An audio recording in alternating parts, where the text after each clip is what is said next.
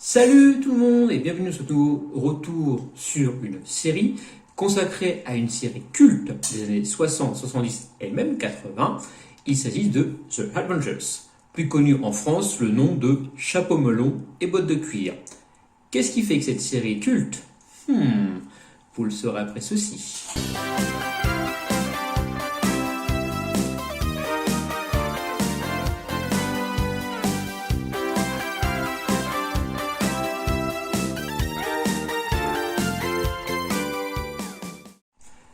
The Avengers est une série qui commença donc en 1961, en noir et blanc, of course, donc retraçant les aventures du Dr.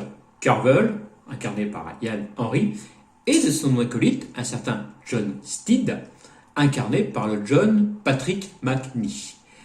Cette première saison, exclusivement en noir et blanc, comme je vous ai dit, est totalement inédite en France, à part 2 épisodes qui sont en VO et que j'ai eu l'occasion de voir il y a très très longtemps sur Arte. Donc le héros est donc dans cette première saison donc le docteur John Carvel qui veut venger la mort de sa femme et qui est aidé par John Steed, une sorte de policier non officiel, on ne sait pas trop exactement son travail, d'où le nom officiel de la série signifiant les Vengeurs. Donc avec une première saison plutôt bien accueillie, une deuxième saison, toujours en noir et blanc, fait son apparition cette fois-ci. Patrick McNee devient le héros de la série et aidé dans les 3 premiers épisodes par le docteur Martin King, incarné par Joe Rollason, puis dans les autres épisodes par Cathy Gale, une anthropologue incarnée par Honor Blackman. La série prend alors peu à peu ses marques et ITV, producteur donc de la série en Grande-Bretagne, décide que The Avengers sera une série mélangeant à la fois espionnage et enquête policière. Steed y reçoit donc les ordres d'un mystérieux Waltin. Dans 6 épisodes, il sera également aidé par Venus Smith, incarnée donc par Julie Steven, Venus Smith qui sera donc une chanteuse de cabaret, si je me souviens bien. Donc le concept fait mouche, surtout grâce au personnage de Cathy Gale. 3 saisons sont commandées et bientôt Steed n'est secondé que par elle. Donc dans la série, Steed, vous l'aurez compris, incarne le flegme britannique et l'humour anglais, donc avec son costume taillé sur mesure, son petit chapeau melon, son parapluie canapé, et Gale, l'atout charme de la série avec ses tenues en cuir, d'où le titre de la série en VF. La saison 3 est également marquée par l'arrivée dans l'équipe de Brian Clemens, connu par les fans de la 4e dimension, et son arrivée marquera un tournant dans la série puisque la fantaisie et les scénarios décalés sont la marque de fabrique de Brian Clemens. En 1965 donc débute la 4e saison et l'arrivée d'une certaine Mrs. Smith, donc qui est incarnée. Alors au début ce n'est pas Diana Rigg qui incarne le personnage. C'est Elizabeth Shepard. Sauf que ça colle pas tellement au personnage et très vite donc elle est remplacée par Diana Rigg, donc Mrs. Peel, donc sorte d'aventurière émancipée, championne de jiu-jitsu, adepte de kung-fu, 3e de judo, on faut être experte en arts martiaux tout simplement.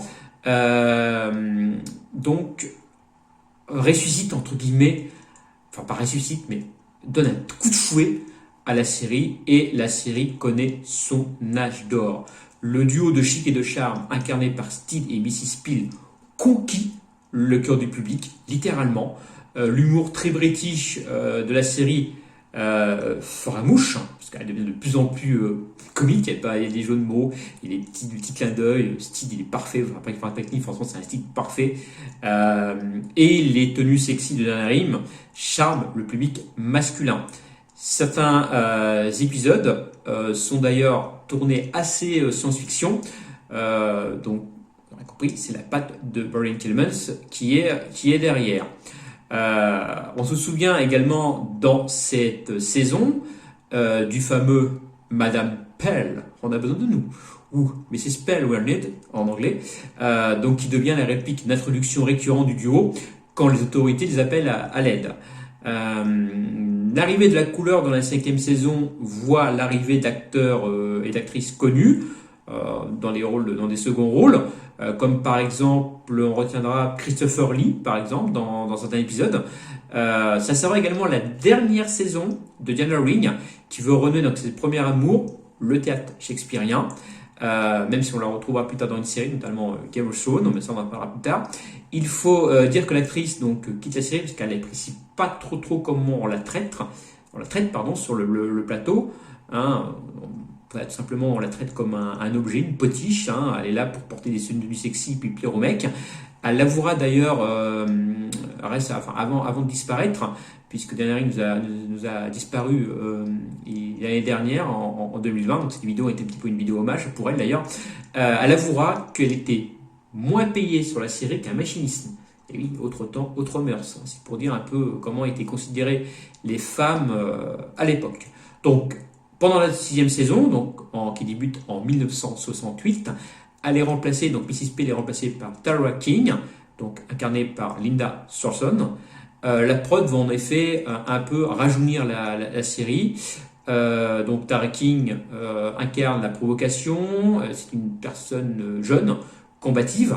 Donc c'est la touche jeunesse de la série. Peut-être que maintenant il commence un petit peu à devenir vieillissant. Il y a quand même une petite ambiguïté dans leur relation qui donne un petit peu peps quand même à la série. La série prend également un tournant plus espionnage avec l'arrivée de Maire Grand, donc le chef du ministère, donc un personnage complètement improbable qu'à chaque fois donc l'équipe le rencontre. Alors Bergrand a fait quand même son apparition dans la 5e saison, on le voit avec Mrs. Pell également. Donc en fait l'équipe le rencontre dans des endroits complètement improbables. Il est toujours entouré de dizaines de téléphones, c'est exactement à quelle personne correspond le téléphone, et il est assisté par une secrétaire, je ne sais plus comment elle s'appelle, une grande blonde sur son garde du corps, qui est muette. Voilà, alors, sachant que Bergrand également se déplace en fauteuil roulant.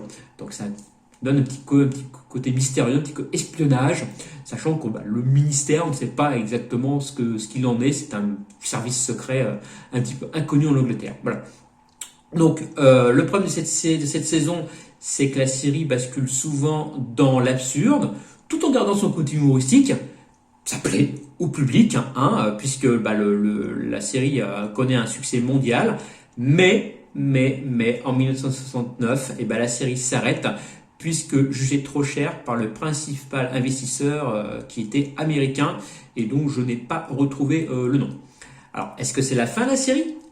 Et non, car en 1976, la série renaît de ses cendres sous le nom de The New Avengers. La série, cette fois-ci, est produite en collaboration donc ITV TF1.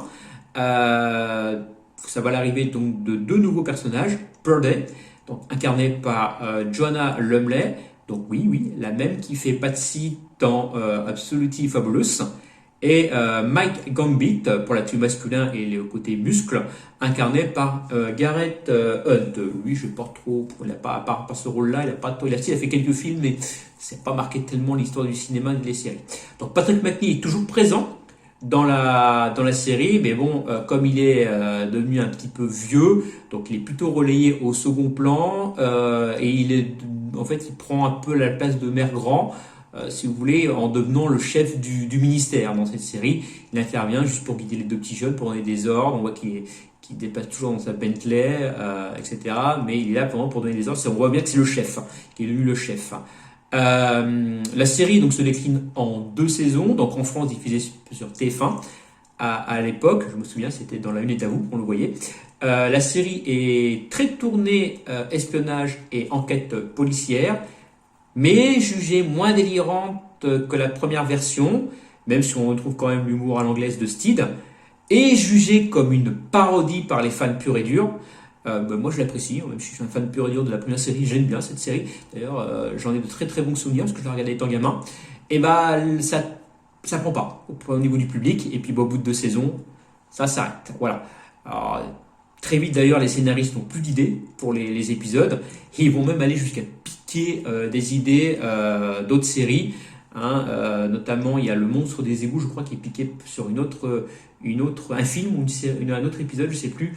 Enfin, on voit quand on connaît, quand on a un petit peu de culture cinématographique et série TV, on se rend compte que il y a beaucoup d'épisodes qui sont piqués qui sont piqués ailleurs, quoi. Donc ça prend pas et ça s'arrête. Voilà. Donc pour moi, bref, voilà, Chapeau melon et bottes de cuir, The Avengers en VO, est pour moi une série culte. Voilà, à absolument connaître et voir. Je connais les épisodes par cœur, hein, j'ai bercé dedans. Je les ai revus quand ils étaient diffusés sur Arte, mais je ne me lasse pas de voir cette série qui a tout un charme, hein, très british, des codes également, d'accord. Il faut savoir que de la saison 1 jusque dans The Avengers, Steed ne conduit que des Bentley, même si pas avec McNee avouera plus tard qu'il n'a jamais su les conduire. Chaque protagoniste féminin a sa propre voiture. Par exemple, la Lotus Elan de Mrs. Pell, qui incarne un petit peu le côté indépendance de la femme à l'époque. L'introuvable AC428 de Tara King, qui est plutôt l'espièglerie, voilà, le côté fantaisiste un petit peu. Le chapeau melon de Steed, avec son bruit particulier, oui, le toum toum, à chaque fois qu'il tape dessus. Il faut savoir qu'en fait, c'est un casque lourd, il est blindé, son chapeau melon. Le thème également du générique, qui a même été repris dans la nouvelle version. Je vous mettrai un petit extrait si je peux, si les droits d'auteur me permettent de le faire.